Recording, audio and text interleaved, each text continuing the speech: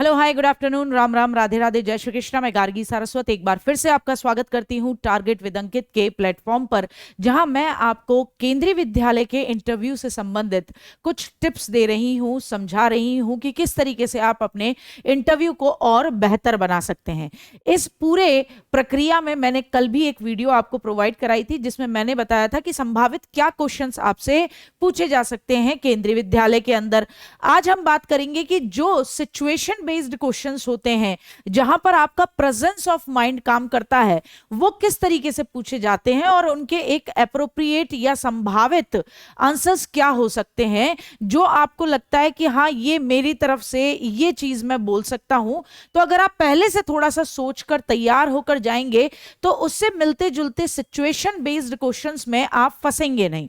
ठीक है, तो चलिए शुरू करते हैं। तो सबसे पहला क्वेश्चन जो ऐसा नहीं है कि मैंने बता दिया कि सबसे पहले नंबर पे यही पूछा जाएगा, तो वहां ऐसे ही पूछा जाएगा, कैसे भी पूछा जा सकता है।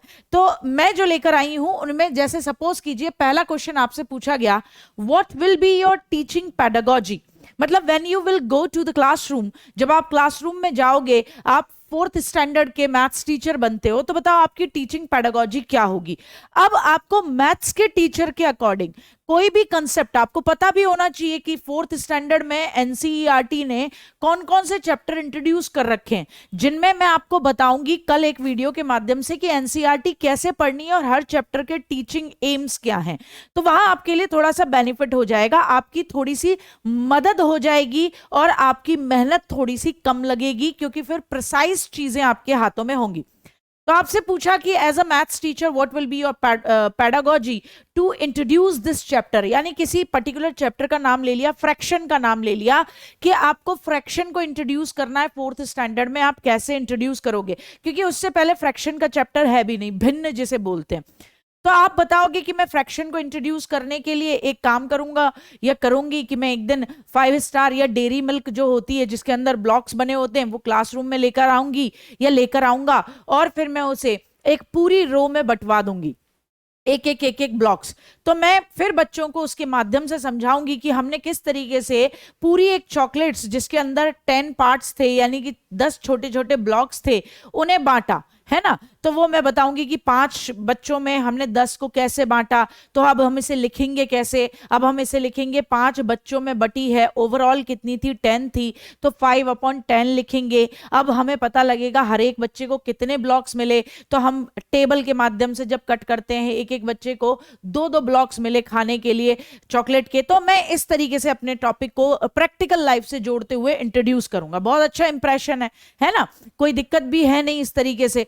तो आप इस तरीके से अपने टॉपिक को इंगेज करने के लिए आपकी पेडागोजी क्या होगी, क्योंकि पेडागोजी के अंदर जी बेटा जी सारे क्वेश्चंस पूछे जाते हैं कि आप कैसे किसी चीज को, कैसे किसी चैप्टर को इंट्रोड्यूस करोगे, आप कैसे किसी चैप्टर के क्वेश्चंस पूछोगे, कैसे किसी टॉपिक को खत्म कर रहे होगे, सब कुछ पूछा जा सकता है ना। तो मेंटली प्रिपेयर होके जाना है। और क्योंकि डेमो की तैयारी कैसे करनी है आपको, उसके लिए मैं अलग से वीडियो लेकर आऊंगी कि एनसीईआरटी आप कैसे प्रिसाइसली कवर अप कर सकते हैं ये 5-6 दिन के अंदर, तो वो आपकी मदद हो जाएगी। लेकिन उसमें भी देखो, उसमें भी आपको लिंक करना होगा, क्योंकि डेमो और इंटरव्यू दोनों एक दूसरे से रिलेट करते हैं।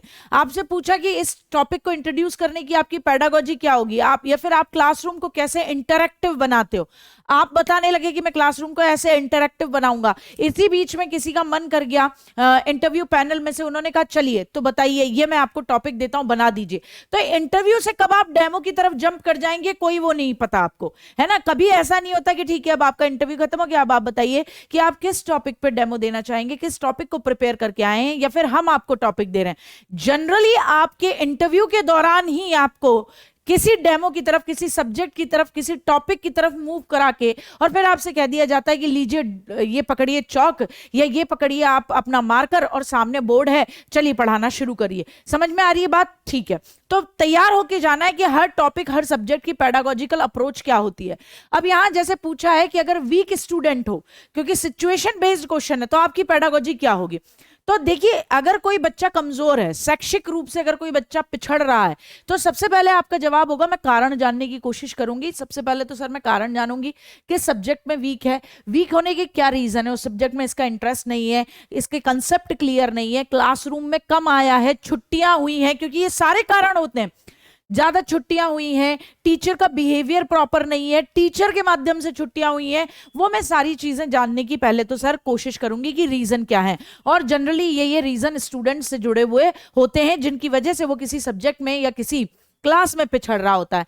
फिर मेरी तरफ से सोल्यूशन ये है कि सर जो बच्चा किसी भी सब्जेक्ट में या किसी भी आपके टॉपिक में या क्लास में अगर बच्चा वीक है, तो अगर हम उन्हें इनकरेज करें उनके छोटे छोटे एफर्ट्स पे, तो ऐसे में बच्चा बूस्ट होता है। तो मैं पॉजिटिव रीइंफोर्समेंट के माध्यम से इनकरेज करके, उन्हें एक्स्ट्रा सपोर्ट करके, एक्स्ट्रा हेल्प करके, उनको एक्स्ट्रा रेमेडियल क्लासेस देकर सपोर्ट करेंगे ताकि वो बच्चा क्लास की पेस के साथ में आ सके।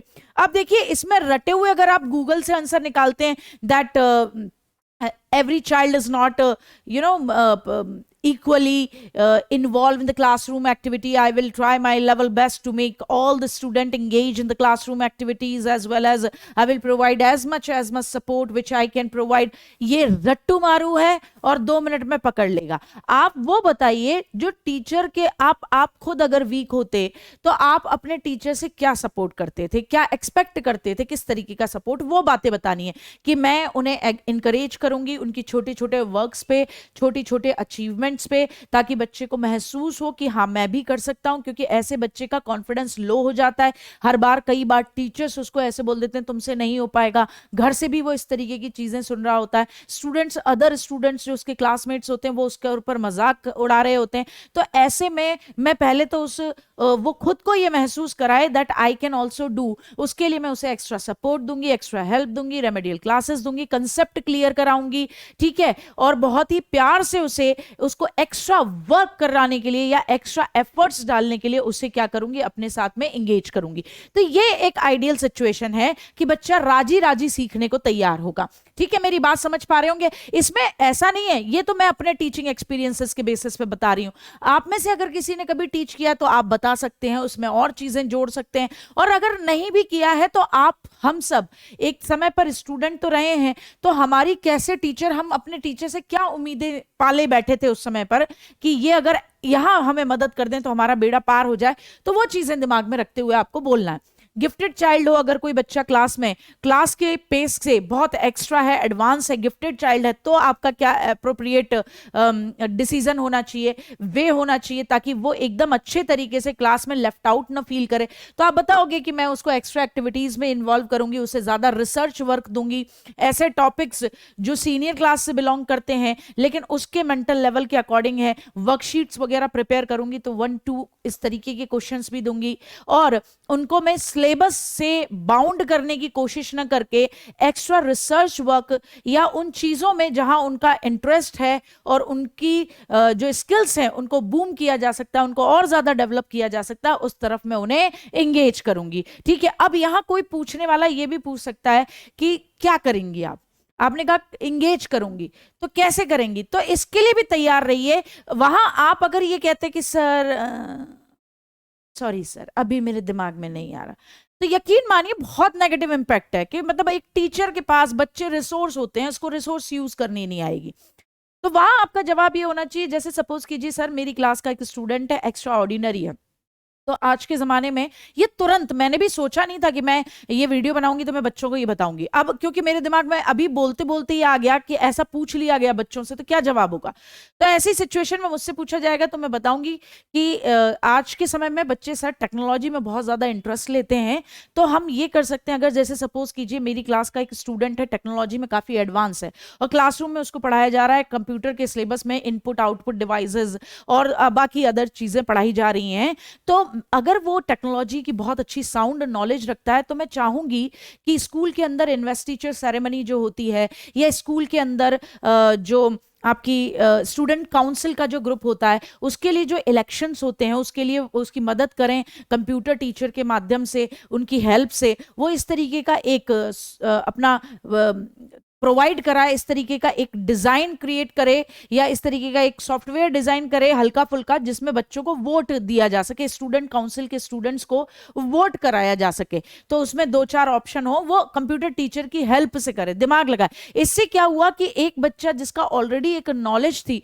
आपने उसको सही तरीके से इंगेज करा दिया। अब उसको लगेगा कि हाँ, स्कूल में मेरी जो एक्स्ट्रा एफर्ट्स है, मेरी जो नॉलेज है, उस पर भी ध्यान दिया जाता है, मुझे बर्बाद नहीं किया जाता, केवल वीक स्टूडेंट्स पे ध्यान नहीं दिया जाता। ऐसे ही एक बच्चा अगर क्लास में आपकी क्लासरूम में बहुत अच्छा डांस करता है, लेकिन पूरे वीक में डांस का एक ही पीरियड मिलता है आप लोगों को, है ना, या 2 दिन बच्चे डांस की क्लास में जाते हैं, तो ऐसे में क्या होगा, तो फिर मैं ऐसे स्कूल का वो जो डांस ग्रुप है उसके अंदर उसे इन्वॉल्व कराऊंगी, उसके अंदर उसका नेम पुट कराऊंगी, ताकि जहां पर भी अलग अलग डिफरेंट डिफरेंट डांसेस होते हैं, या स्कूल इंटर स्कूल कंपटीशन में या इंटर हाउस कंपटीशन में जब भी पार्टिसिपेट करता है, तो उस बच्चे को मौका मिल सके, है ना। वो डिफरेंट अलग अलग, भैया आपका स्कूल जिस जिले में होगा उसमें भी बहुत सारे अलग अलग डांस प्रोग्राम होते रहते हैं। अगर आपका बच्चा उसमें पार्टिसिपेट करेगा तो ये क्या है, आप अगर उसको मोटिवेट कर रहे हो तो वो आगे चल के और अच्छे तरीके से परफॉर्म करेगा, आपके स्कूल का नाम है, बच्चे की भी स्किल्स डेवलप हो रही हैं। तो ये सारी चीजें आप लोग क्या करेंगे, करा सकते हैं। अगर कोई बच्चा मैथ्स में बहुत अच्छा है, तो मैं ये ऐसी सिचुएशन में, वो गिफ्टेड है, तो मैं क्या करूंगी, उसको ओलंपियाड्स होते हैं, मैथ्स के ओलंपियाड होते हैं, साइंस ओलंपियाड होते हैं, जो नेशनल लेवल पे भी होते हैं, ऐसे ओलंपियाड्स में स्कूल की तरफ से उसको नॉमिनेट करूंगी। ऐसे ओलंपियाड्स में अपने बच्चों को क्या करवाऊंगी, पार्टिसिपेट कराऊंगी, ताकि उन्हें एक एक्सपोजर मिले। बहुत सारी बातें हो सकती हैं बेटा, बशर्ते आपके अंदर शिद्दत हो उस दिन जवाब देने की भी। दूसरा, आपको इस फील्ड की थोड़ी सी नॉलेज हो। जैसे मैंने आपको बताया, मुझे एक अच्छा खासा एक्सपीरियंस है, तो मैंने बता दिया कि मेरी क्लास में अगर ऐसा बच्चा होगा तो मेरी तो गिद्ध जैसी नजर रहेगी कि उसको कहां यूज करा जा सकता है बेहतर तरीके से। तो ये सारी चीजें आपके लिए भी बेनिफिशियल हो जाएगी। आपको अगर पता भी नहीं है तो हमसे सुन लीजिए कि इस तरीके से ये फील्ड होते हैं, इस तरीके से एक टीचर क्या कर सकता है, गिफ्टेड चाइल्ड को भी इंगेज कर सकता है। ये पेडागोजी उसके लिए हो गई। अब बात आती है, आप अपनी क्लासेस को इंटरैक्टिव कैसे बनाओगे। अब जैसे आपने कह दिया कि सर अगर मैं आपसे पूछा गया, अगर आपकी क्लास में एक बच्चा लेजी है ना, बहुत ज्यादा लेजी है, he is not at all interested in the studies, what will be your plan, है ना, तो आप कैसे उसको कराओगे। अब हम रटा हुआ गूगल से उठाया हुआ एक सेंटेंस बोल देते हैं, I will make my classes more interactive. मैं अपनी क्लासेस बहुत इंटरैक्टिव बनाऊंगी, लाइवली बनाऊंगी। अब सामने वाले ने पूछा कैसे लाइवली बनाओगे, बताइए। अब हमारे पास क्या होता है, कोई जवाब नहीं होता। लाइवली बोले तो कैसे बनाऊंगी सर, सॉरी आ नहीं रहा। वो फट पकड़ लेगा, रट के आई है, रट के आया है। अरे एग्जाम्पल, आप जिसका भी डेमो तैयार कर रहे हो, 2-4 टॉपिक पे डेमो तो तैयार करोगे, 2-4 टॉपिक के टीचिंग एम या 2-4 टॉपिक कैसे शुरू करे जा सकते हैं, इन सब पे आप विचार तो करोगे। अगर मुझसे कभी पूछ लिया जाए कि एनवायरमेंट का चैप्टर मुझे कैसे इंट्रोड्यूस करना है, तो मैं कैसे इंट्रोड्यूस करूंगी, ऐसे तो सोचोगे ना आप। तो जब आपने ये सोचा है, तभी आप इंटरैक्टिव बनाने का तरीका भी सोच सकते हो कि आपका किसी चैप्टर को इंट्रोड्यूस करने का तरीका ही उसे इंटरैक्टिव बनाने का तरीका होता है। अगर आप बच्चों से क्वेश्चन पूछ के, अच्छा बेटा, जैसे मुझसे पूछा जाए कि आप ये बताइए कि आप कैसे बताओगे बच्चों को कि हर जगह एयर मौजूद है। अब बताओ यार, मेरा दिमाग यूं करेगा, कैसे बताऊंगी मैं एयर मौजूद है, हाँ कैसे बताऊंगी, कैसे बताऊंगी, कैसे बताऊंगी, अरे सर इंटरैक्टिव कैसे बनाऊंगी क्लासेस। अरे यहीं से तो बता देंगे।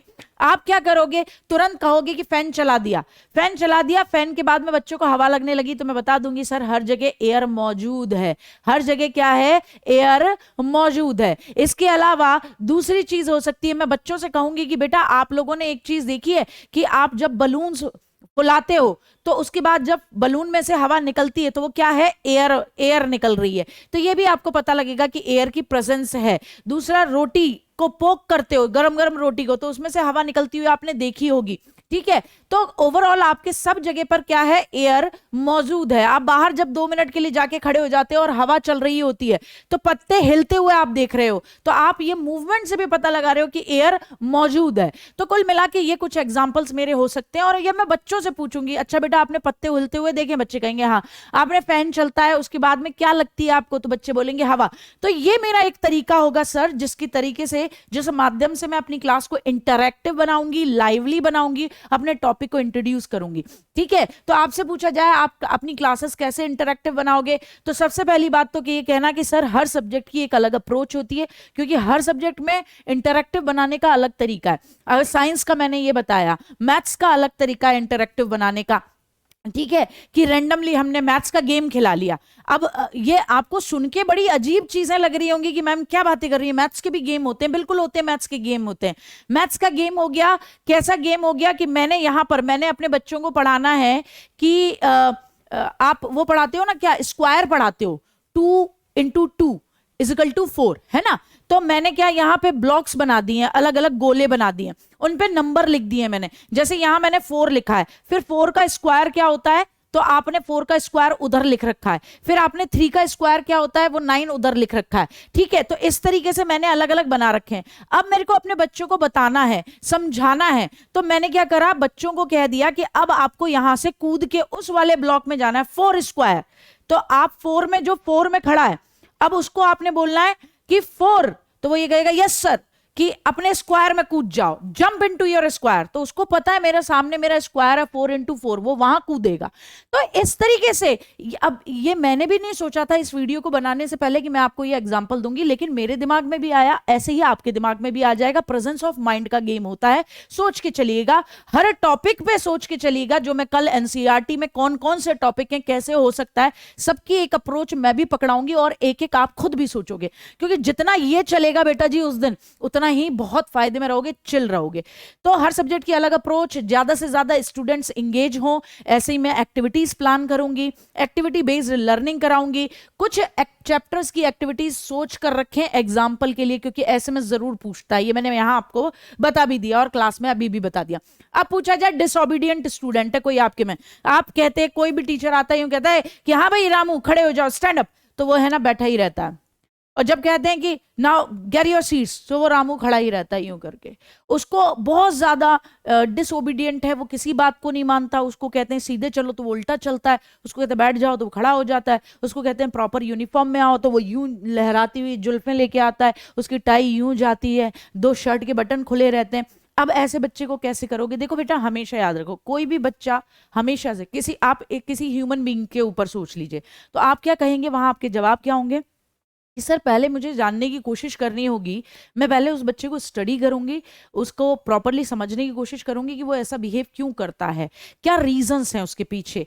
क्या कई बार ऐसे बच्चों के रीजन होता है कि वो अपनी अटेंशन लेना चाहते हैं, उनको घर पे कोई फोकस नहीं करता, कोई ध्यान नहीं देता, इसीलिए वो अटेंशन सीकर हैं, अटेंशन लेना चाहते हैं। वो चाहते हैं कि लोग हमें जानें। और स्पेशली इस तरीके की हरकतें कब होती हैं, जब बच्चा अडोलसेंस की एज में होता है। अगर बचपन में भी है तो मैं समझने की कोशिश करूंगी, डेफिनेटली इसकी 1 to 5th में भी अगर ऐसी हरकत है तो वो कहीं ना कहीं बड़े बच्चों की संगत में है, तभी वो इस तरीके के बिहेवियर को कर रहा है। तो पहले तो मैं रीजंस जानने की कोशिश करूंगी, क्या रीजंस है, क्यों डिसोबीडेंट है। फिर उसके बाद मैं उसे ज्यादा से ज्यादा क्लासरूम एक्टिविटीज में इंगेज करूंगी, वो लेफ्ट आउट फील ना करे कि ये तो बदतमीज है। टीचर्स कह देते ना, अरे तुमसे तो नहीं, तुम तो उसमें भी बच्चों को घूसा मारोगे। पता पड़ा क्लास की असेंबली हो रही है, तो आपने जानबूझ के ऐसे बच्चों को छोड़ दिया जो कि वर्क नहीं करते हैं, लेजी हैं और बुलिंग करेंगे। आपने वो डिसेंट बच्चे निकाल लिए कि बेटा तुम ओथ बोलोगे, तुम प्लेज बोलोगे, तुम ये बोलोगे। तो आपको क्या कहना है कि सर मैं उसे क्लासरूम एक्टिविटीज में इंगेज करूंगी, उससे ज्यादा एक प्रॉपर, एक बहुत ही लविंग कन्वर्सेशन करने की कोशिश करूंगी, ताकि वो बच्चा मुझ पर ट्रस्ट करने लगे, मेरी बातों को समझे। फिर मैं धीरे धीरे उसे बताऊंगी that what is the benefit. उसको समझाना होगा मुझे कि अब लोगों के बिहेवियर में आपके लिए किस तरीके के चेंजेस आ रहे हैं। तो if you will behave in the good manner, then students as well as the teacher will be more trusting towards you, तो वो आप पे ज्यादा ध्यान दे पाएंगे। फिर एंगेज करूंगी, पेरेंट्स का कॉपरेशन भी लूंगी, उनसे भी जानने की कोशिश करूंगी क्या दिक्कत है, आप भी समझाइए थोड़ा सा। और पॉजिटिव रीइंफोर्समेंट देने की कोशिश करूंगी, यानी सकारात्मक पुनर्बलन दूंगी अच्छा करने पे। वही आ गया, लेजी और डल स्टूडेंट है तो क्या करेंगे, कारण जानेंगे कि रोज ही लेजी रहता है या आज ही लेजी है, उसका सब्जेक्ट में इंटरेस्ट है या नहीं है, ये जानने की कोशिश करूंगी कि ये लेजी क्यों है, क्या इसका सब्जेक्ट में इंटरेस्ट नहीं है, या इसकी प्रीवियस नॉलेज में कमी है, ये डल फील क्यों कर रहा है, क्यों ये उसमें ध्यान नहीं दे रहा, क्या इस टॉपिक के बारे में इसने पहले से कभी नहीं पढ़ा, क्या इस सब्जेक्ट में ही इसको इंटरेस्ट नहीं है, इसके लर्निंग पेस स्लो तो नहीं है। तो वो ये कुछ कारण होते हैं जिस वजह से आपको पता लगता है कि ये बच्चा आज इंटरेस्ट नहीं ले रहा या कभी भी इस सब्जेक्ट में इंटरेस्ट नहीं लेता, यूं रहता है लेजी सा। तो पहले आप कारण जानोगे, फिर उसके बाद सोल्यूशन क्या है, क्लासरूम में इंटरैक्टिव रखो, बच्चे से पूछते रहो ताकि उसको सोने का मौका ना मिले, उसको अपना इधर उधर बाहर उड़ती हुई चिड़ियाएं देखने का मौका ना मिले, आप क्लासरूम में उसकी भी प्रेजेंस को फील कराइए। तो इंटरैक्टिव क्लासरूम, उसको ज्यादा से ज्यादा इंकरेज, आंसर देने पे सपोर्ट करेंगे, अपने पास आगे बिठाएंगे ताकि वो बच्चा क्या कर सके, आगे बढ़ सके।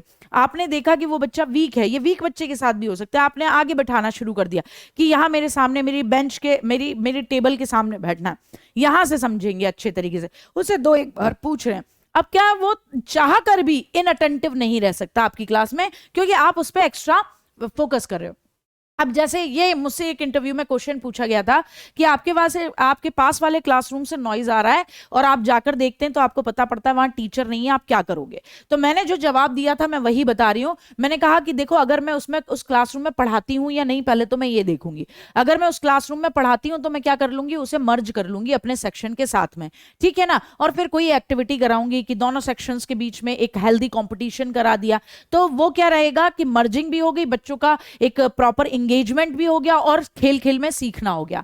अगर टीचर जो है उस क्लास का वो 5 मिनट के लिए गया है तो मैं ऐसी सिचुएशन में मॉनिटर को वहां जाकर बोल दूंगी कि भाई मॉनिटर, आप क्लास को देखो, और बीच बीच में मैं भी विजिलेंस दूंगी, बीच बीच में मैं भी विजिलेंट रहूंगी जाके कि बच्चे ज्यादा क्या कर रहे हैं क्या नहीं कर रहे हैं, कुछ ऐसी मिसहैप ना हो जाए। और अगर ज्यादा समय के लिए टीचर नहीं है, मैं भी उस क्लास को नहीं पढ़ाती, मैं उसको मर्ज नहीं कर सकती, बहुत दूर की क्लास है, तो फिर ऐसे सिचुएशन में मैं क्या करूंगी, हर क्लासरूम में स्मार्ट बोर्ड रहता है सर, तो उस रिसोर्स का यूज हो सकता है, कोई हेल्दी कहानी लगा दी, कुछ अच्छी से कुछ भी चीजें लगा दी, मैप पॉइंटिंग के कोई गेम लगा दिए, बहुत सारे गेम्स होते हैं वो लगा दूंगी, एक्टिविटीज के लिए लगा दूंगी। या फिर मैं ये देखूंगी कि कोई टीचर अगर फ्री है, स्टाफ रूम में बैठा हुआ है, तो उसको मैं इन्फॉर्म करूंगी कि आप आइए सर या मैम प्लीज, ये क्लासरूम खाली जा रही है, कुछ मिस हैपनिंग ना हो जाए। गलती से भी ये जवाब मत दे दीजिएगा कि मेरी क्लास तो है नहीं, मुझे क्या मतलब है, क्योंकि हर बच्चा जो स्कूल में आ रहा है वो टीचर की ही रेस्पॉन्सिबिलिटी है। तो यू कैन नॉट से कि when I am not teaching in that classroom I am not responsible. No बेटा, each and every teacher is responsible. और कोई पेन नहीं ले रहा तो आप तो एक सेंसिबल टीचर हो, आप तो लोगे ही लोगे पेन। तो आप क्या देखोगे ऐसी सिचुएशन में कि कोई टीचर जो फ्री हो मैं उसको लगा दूंगी ताकि किसी तरीके की मिसहैपनिंग ना हो जाए क्लासरूम में। बच्चे सिर फिर फोड़ लेते हैं एक दूसरे के। एक और क्वेश्चन अगर आपसे पूछा जाए, क्लास में अगर बहुत ज्यादा बच्चे ऊधमी हैं, बहुत नॉइज करते हैं, इनडिसिप्लिन करते हैं, तो आप मैनेज कैसे करोगे। या आपसे ये पूछा जाए कि आपकी क्लासरूम से बहुत ज्यादा नॉइज आ रहा है और फिर ऐसे में प्रिंसिपल साहब आपको आकर कहते हैं कि आपकी क्लास में बहुत ज्यादा नॉइज आ रहा है, आप अपनी क्लास को डिसिप्लिन में मेंटेन कराइए, डिसिप्लिन में रखिए, तो आप क्या कहेंगे। तो आपका जवाब होना चाहिए कि सर हर नॉइज इनडिसिप्लिन नहीं होता। According to me, to remain mum, अगर क्लास में बच्चा बिल्कुल चुप है, मुंह सिलकर तो बैठ ही नहीं सकता, अगर बच्चा क्लास में बिल्कुल चुप है तो आप उसे डिसिप्लिन क्लास नहीं बोल सकते। वहां पे ये मानिए कि टीचर का टेरर चल रहा है। क्यों? क्योंकि अगर एक डिसिप्लिन क्लास होगी तो उसमें बच्चा एक सिस्टमैटिक वे में पढ़ रहा होगा, इंगेज होगा, हर बच्चा जवाब दे रहा होगा। लेकिन अगर सारे बच्चे चुप बैठे हुए हैं तो यकीन मानिए, और कोई क्लास टेस्ट नहीं चल रहा है ना, सारे बच्चे चुप बैठे और कोई क्लास टेस्ट भी नहीं चल रहा, तो यकीन मानिए ये डिसिप्लिन का अवार्ड नहीं मिलना चाहिए उस टीचर को, ये टेरर है। उस टीचर का टेरर है कि वो यूं करके बैठ के घूर के देख रहा, तो बच्चे नजरें नीचे कर ले रहे हैं। तो आप सिंपल सरल शब्दों में बताइएगा कि according to me discipline means that there should be a proper way of conducting the activities and teaching and learning. ठीक है, तो टीचिंग लर्निंग एक अप्रोप्रिएट मैनर में कंडक्ट हो रही होगी, वो डिसिप्लिन होगा जिसमें हर बच्चे को मौका मिल रहा हो। और सर नॉइज अगर आ रहा है, शोर अगर आ रहा है, वो एक्टिविटी के दौरान आ रहा है, क्लासरूम में बच्चों के इन्वॉल्वमेंट के दौरान आ रहा है, तो वो एक प्रोडक्टिव प्रोडक्टिव नॉइज है और उसे आप इनडिसिप्लिन नहीं कह सकते। तो ऐसी सिचुएशन में मैं क्या करूंगी भाई, अगर बच्चे डिसिप्लिन भी नहीं है तो भैया सिस्टमैटिक वे में मैं क्या करूंगी, क्लास चलाऊंगी, यानी हर बच्चे को मौका मिले, हर बच्चे को इंगेज करूंगी। क्योंकि इनडिसिप्लिन कौन से बच्चे होते हैं, वो बच्चे होते हैं जिनको आप आगे आगे के 4 बच्चों को एक्टिविटी में इंगेज करा रहे हो, पीछे के बच्चे रह जा रहे हैं। तो ऐसे में वो पीछे वाला बच्चा क्या करेगा, वो टल्ला मारेगा, किसी की कॉपी खींच लेगा, किसी की पेज फाड़ लेगा और किसी से कोने में बैठा के बतियाने लगेगा, या फिर टॉफी खाने लगेगा या टिफिन खाने लगेगा। तो ये आपका काम है कि डिसिप्लिन मेंटेन रहे, इसके लिए हर बच्चे को क्लासरूम की एक्टिविटी में एंगेज करो, ठीक है। क्लास को मोर लाइवली बनाओ, इंटरैक्टिव बनाओ, ताकि हर बच्चा क्लास के अंदर खुशी खुशी पार्टिसिपेट करे, उसे लगे कुछ मजेदार हो रहा है, ठीक है। तो इनडिसिप्लिन नहीं होगा। अगर कोई भी बच्चा लेफ्ट आउट फील नहीं करेगा तो यकीन मानिए हर बच्चा क्लास में जैसा आप चाहते हैं डिसिप्लिन वे में आपका टीचिंग होगी, डिसिप्लिन वे में ही लर्निंग होगी और बहुत ही सिस्टमैटिक काम चलेगा। अब आपसे एक क्वेश्चन और पूछा जा सकता है कि अच्छा ठीक है, बहुत बढ़िया बात है, आपको बहुत सारा एक्सपीरियंसेस है, आपने बहुत अच्छा पढ़ाया है, आपके विचार जो हैं वो बच्चों के बहुत हित में हैं, you are so much focused towards the students, your approach is child centric. तो ठीक है, सब कुछ बढ़िया हो गया। फिर आपसे पूछा जाए कि अच्छा ये बताइए कि टीचिंग फील्ड में, टीचिंग सेक्टर में क्या चेंजेस लाने की जरूरत है। तो अगेन वही बात करूंगी जो मैंने कल की वीडियो में कही थी कि अगर आपसे पूछा जाता है एनईपी की क्या क्या कमियां हैं, तो आप अपने आप को धुरंधर मत समझिए, क्योंकि ये पॉलिसीज बनाई हैं किन्होंने, उन लोगों ने जो आप समझिए कि पॉलिसी मेकर हैं, एजुकेशन फील्ड में पॉलिसी मेकर हैं। तो गलतियां करने की उनके गुंजाइशें न के बराबर हैं, उनको भी एक्सपीरियंस होता है as a principal, as a teacher, as a coordinator, they are much more aware about those thing. तो आपको वहां मैंने जो बताया था आंसर, उसी तरीके की कुछ चीजें लानी है कि हम पढ़ते बहुत कुछ है सर ड्यूरिंग डीएलएड बीटीसी, है ना, लेकिन कई बार हम अप्रोच कर नहीं पाते, यानी उन चीजों को अप्लाई नहीं कर पाते। उसके पीछे रीजन कई बार ये होता है स्कूल का एनवायरनमेंट उस तरीके का नहीं होता। अगर कई बार प्रॉपर एनवायरनमेंट मिल भी जाता है टीचर्स को तो वो क्लासेस को इंटरैक्टिव नहीं बना पाते। तो मेरे अकॉर्डिंग ये लाने की जरूरत है कि एक तो टीचर्स को क्लासरूम में पढ़ाने की एक फ्रीडम होनी चाहिए, that how they are planning to introduce their chapter. If they feel that they can teach that particular chapter outside the classroom, क्योंकि वो वहां पर ज्यादा अच्छे तरीके से समझ में आएगा। तो अगर कोई साइंस का टीचर है, वो पढ़ा रहा है रिप्रोडक्शन अबाउट द फ्लावर, अभी आपके 5th में नहीं आता है ना, लेकिन आप सपोज कीजिए एक मैं टॉपिक लेती हूं कि एक बच्चा है, आपको एनवायरनमेंट में एक टॉपिक है, सपोज करो 3rd 4th 5th में ये ऐसा टॉपिक जरूर होगा कि जिसमें है ना अड़ोस पड़ोस के बारे में, नेबरहुड के बारे में बताया जा रहा होगा, या डिफरेंट हेल्पर्स ऑफ अस, ऐसा एक टॉपिक आता है ना कि कौन कौन हमें मदद करता है, कि कॉबलर मेंड द शूज और ये सब मदद करते हैं। तो इस चैप्टर को मैं क्लासरूम में पढ़ाऊंगी वो ज्यादा अच्छा रहेगा, या इस तरीके के चैप्टर को पढ़ाने के लिए मैं क्या करूंगी, उसी दिन अपने स्कूल में एक एक व्यक्ति को बुलाऊं। हर स्कूल के अंदर देखो एक ना एक ऐसा व्यक्ति होता है जो स्वीपिंग करने वाली दीदियां होती हैं, भैया होते हैं, तो मैं उन्हें बुलाऊंगी और उनसे पूछूंगी बच्चों से कि अच्छा tell me what's the work of didi, तो वो बताएंगे दीदी ये करती है, दीदी वो करती है। इट मींस उन्होंने ऑब्जर्व किया है उनके वर्क को, है ना। मेरा एक ये हुआ। अच्छा, फिर उसकी इसी तरीके से मैंने बाहर जो गार्डनर हो उन भैया को अपनी क्लासरूम में बुलाया, या मैं अपने बच्चों को ही गार्डन में लेके गई कि अच्छा बताइए what's the work of this भैया जी, तो बच्चे बताएंगे कि भैया जी है ना गार्डन को मेंटेन करते हैं, ये कटिंग करते हैं, ये करते हैं। तो मैंने अपनी क्लासरूम को लाइवली बनाया। तो आपको यही बताना है कि क्या चेंजेस लाने की जरूरत है, कि हमें एक्सपीरियंशियल लर्निंग देने की जरूरत है, इनोवेटिव मेथड्स यूज करने की जरूरत है, रियल लाइफ एग्जांपल्स की जरूरत है। बच्चों को मौके दें so that they can do more by themselves and allow them to learn from outer environment. उनको क्लासरूम के अंदर ही नहीं सीखने को मिलेगा, they will learn lot of the things outside, है ना, फ्रॉम आउटसाइड ऑल्सो। तो वो एक्सपोजर हमें देना है और मैं उस चीज को करूंगा या करूंगी। और इसमें आप क्या एग्जांपल दे सकते हैं, जैसे रैंडमली मैंने पिक किया, चैप्टर्स के साथ को रिलेट कर लेना मेरे लाल, जितना हर एक चैप्टर पे सोचा होगा, यकीन मानो इंटरव्यू भी झकास जाना है और साथ ही साथ डेमो भी जबरदस्त जाना है। तो वो काम करना है आपको, वो मैं भी करवाऊंगी, आपको बेनिफिट हो जाएगा। अब जैसे क्वेश्चन एक और पूछा कि आप पेरेंट्स से कैसे इंटरेक्ट करेंगे, आपसे पूछ सकते हैं कि पीटीएम में पेरेंट्स आते हैं, आप कैसे इंटरेक्ट करेंगे। तो भैया हमेशा याद रखो, पीटीएम में जब भी कभी कोई पेरेंट्स आए तो उसके बच्चे की ये नहीं बतानी अरे आपका बेटा तो हद कर देता है और ये कर दिया वो कर दिया और देखिए कितने कम नंबर है, नहीं। हर बच्चे में पॉजिटिव चीजें होती हैं, तो पहले मैं उस बच्चे की पॉजिटिव चीजें बताऊंगी, फिर बताऊंगी कहाँ कहाँ इंप्रूवमेंट हो सकता है, because teacher can not be negative towards the students. Teacher negative approach के साथ नहीं हो सकता, उसे कमियों में सुधार की गुंजाइश देखने को मिल सकती है, लेकिन वो ये नहीं कह सकता कि ये तो बच्चा तो ऐसा केस है जिसको टच ही नहीं किया जा सकता। तो मैं पहले उसकी पॉजिटिव चीजें और फिर जहां जहां उसमें बेटरमेंट के स्कोप हैं उसके बारे में पेरेंट्स को बताऊंगी, हमारा क्या प्लान है, उसमें मुझे पेरेंट्स की कितनी जरूरत है, कैसे हम बच्चे को और बेहतर बना सकते हैं, उस पर बात करूंगी ये काम। अच्छा, आपसे ये पूछा जाए कि जैसे केंद्रीय विद्यालय में क्या होता है, हर सैटरडे फन डे एक्टिविटी होती है, फन डे। तो मोस्टली आपसे ये पूछा जाए कि हमारे यहाँ ना फन डे एक्टिविटी होती है, और उस फन डे एक्टिविटी में ना मोस्टली पेरेंट्स अपने बच्चों को भेजते नहीं है। तो आप कैसे बूस्ट अप करोगे पेरेंट्स को, कैसे समझाओगे पीटीएम में कि वो अपने बच्चों को सैटरडे को फन डे एक्टिविटी के लिए भेजें, क्योंकि उस दिन पढ़ाई नहीं होती है, बस एक्टिविटीज होती हैं।